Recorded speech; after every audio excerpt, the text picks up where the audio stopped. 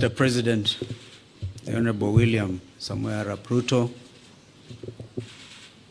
Prime Minister Raila Odinga, both co-principals of the NADCO process. Ladies and gentlemen, I didn't find it easy to come in here this morning for various reasons, one of which was the barricading of the route to KICC. But I must thank the organizers for having brought it to KICC, because if it was a State House, Mr. President, it would even have been a little harder. The reason is simple.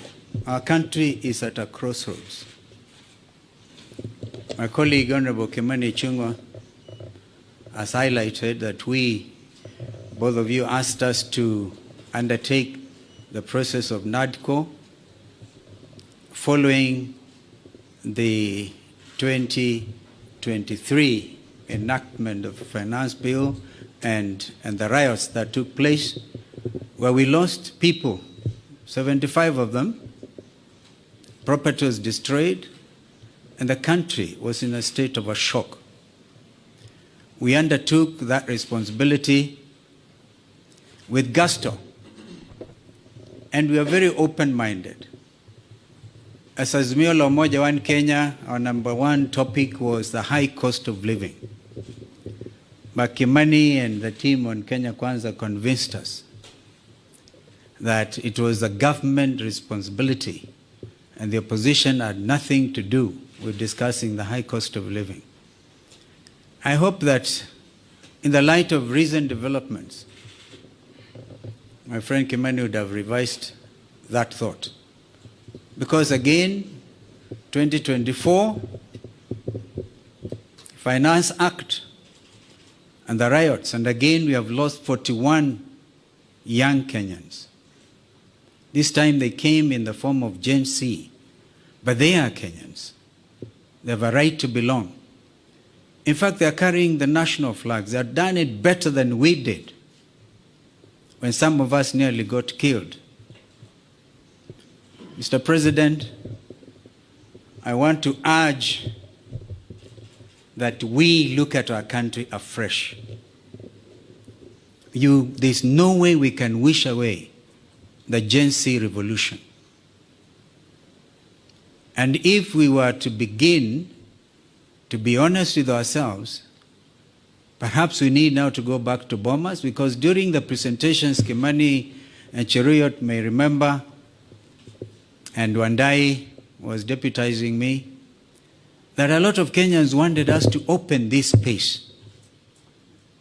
The space has been opened by Gen Z. I wish we had moved with speed. It has taken inordinate delay to get to where we are today, to get the first product out of NADCO.